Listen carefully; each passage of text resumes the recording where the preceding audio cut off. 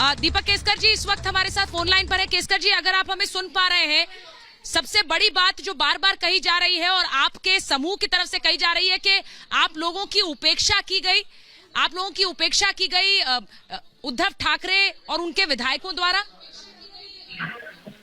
देखिए, महाराष्ट्र में पोजीशन आप देखिए कि सारी जो इम्पोर्टेंट पोर्टफोलियोज है वो या तो एनसीपी के पास है या तो वो कांग्रेस के पास है। शिवसेना के पास खाली इंडस्ट्रीज और अर्बन डेवलपमेंट, दो ही डिपार्टमेंट इम्पोर्टेंट डिपार्टमेंट है। तो हम कैसे न्याय दे सकते हैं महाराष्ट्र की जनता को अपनी पार्टी की तरफ से?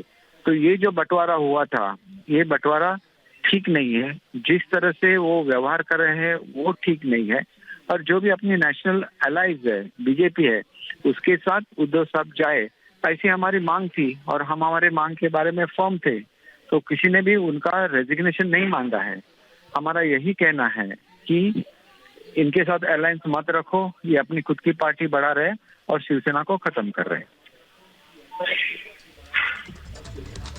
केसरकर जी, कल उद्धव ठाकरे ने कहा कि जो कहना है मुझसे आकर मिलकर कहो, मेरे पास आकर मुझसे ये बातें कहो। तो क्या मिलने का कोई विचार है उनसे? देखिए, हर कोई उनको मिल चुका है, हर कोई उनको ये बात बता चुका है और किसी ने भी उनका रेजिग्नेशन नहीं मांगा था। मैं very clearly I am telling you. और हमने इसके लिए ये भी किया था कि सीएम साहब और पीएम साहब इकट्ठा काम करें। ये सब महाराष्ट्र की जनता की मांग थी, तो उनको ऑनर करना चाहिए। ये जनता की मांग है। पॉलिटिक्स तो अलग बात है, लेकिन डेवलपमेंट अलग बात है। तो इसीलिए उनको ये डिसीजन लेना चाहिए था और वो डिसीजन समय पे नहीं हुआ। इसका ये एक अल्टीमेट ये है कि जो भी एंगर है वो अगेंस्ट द अलाइज पार्टनर्स है, उनके खिलाफ कोई भी एंगर नहीं है। हर कोई उनको रिस्पेक्ट करता है, चाहता है। और हमारी मांग अगर वो मान ले तो वो बात ही खत्म हो जाती है वहां पे। केसरकर जी, अब अगली मांग क्या है? अगला कदम क्या होगा आप लोगों का? हेलो केसरकर जी, अगला कदम क्या होगा आप लोगों का? वो तो शिंदे साहब डिसाइड करेंगे। Once you you appoint somebody as your leader, or if somebody is your leader, then the leader should decide, and whatever he decides, you will have to follow it. Kesarkar ji, कितने विधायक हैं आप लोगों के साथ अभी? आज के समय में पूछूं, इस समय more than the required number. Few of them are traveling. By evening, everybody will reach here, and we will have sufficient number. Right now, we have sufficient number. And we are not bothered about the number. We are very firm about our stand. 55 में से मैं कहूँ 40 से ज्यादा आपके साथ है। 40 से ज्यादा आपके साथ है। 40 से ज्यादा है और वो पहुंच रहे हैं। मैं भी सुबह ही पहुंच गया, मेरे साथ 3 विधायक थे। तो ऐसे करके एक एक आ रहे हैं, क्योंकि डिस्टेंस भी है, आने में देर लगती है, स्पेशल फ्लाइट लेना पड़ता है। तो ये सब चीजें हैं। तो इस चीजों की वजह से एक आध दूसरा दिन जाएगा। वो जाने के बाद उद्धव जी के साथ कितने होंगे? उनको जो भी डिसीजन लेना है वो लेने के लिए शिंदे साहब फ्री है। आपके नेता एकनाथ शिंदे या उद्धव ठाकरे? देखिए, सबके नेता उद्धव ठाकरे साहब तो महाराष्ट्र के नेता है। वो सिर्फ हमारे नेता नहीं, वो पूरे महाराष्ट्र के नेता है।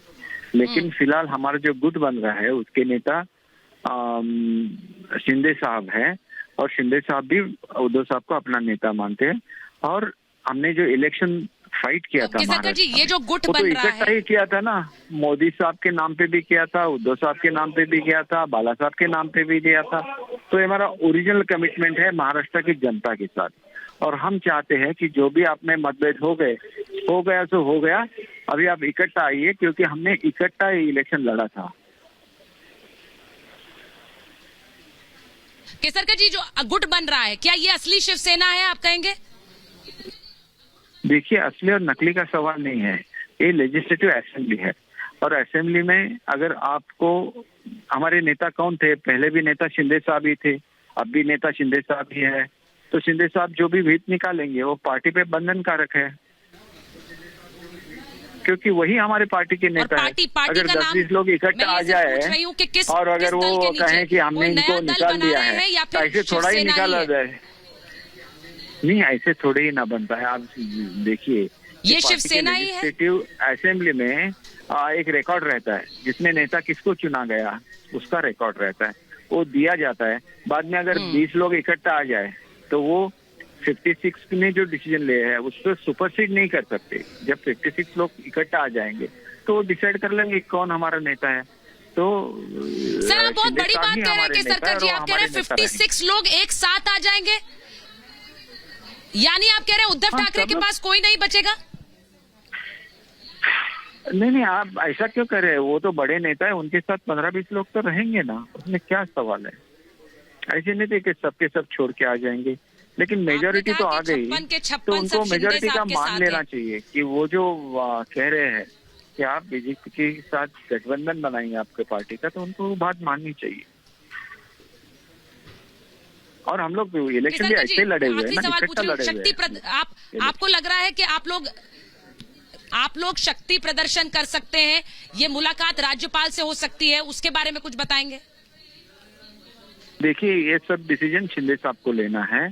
फिलहाल तो हम लोग अपना गुट कायम करेंगे, उसकी इंफॉर्मेशन देंगे, और फिर आगे जो भी डिसीजन लेना है शिंदे साहब को, वो शिंदे साहब ले लेंगे।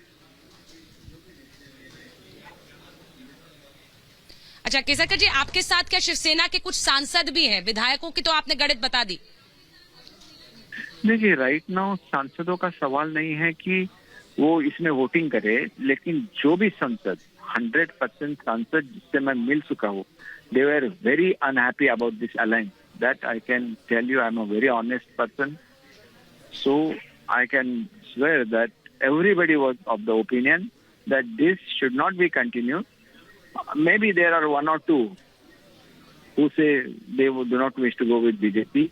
95% of the MPs are of the opinion Sena and BJP should come together.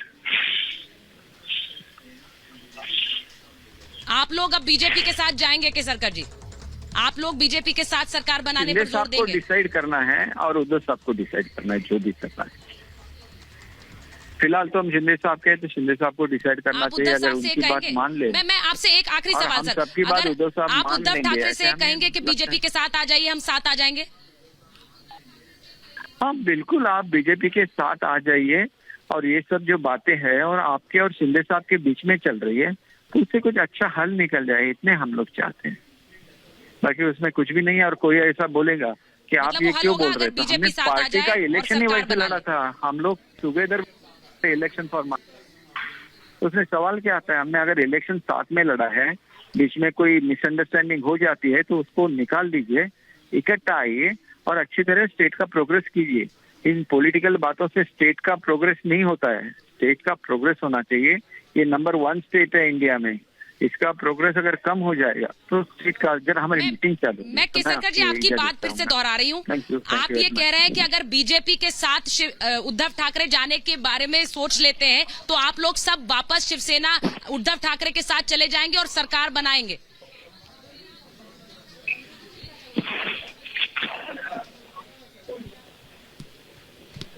Kesarkar जी ठीक है, जो बात केसरकर साहब कह रहे हैं, विधायक हैं एकनाथ शिंदे के समर्थन में, और कह रहे हैं कि देखिए बीजेपी के साथ सरकार बनाने का मैंडेट मिला था और इसीलिए बीजेपी के साथ वापस जाना चाहिए उद्धव ठाकरे को, और तब हम भी साथ होंगे। ये बड़ी बात बता रहे हैं दीपक केसरकर।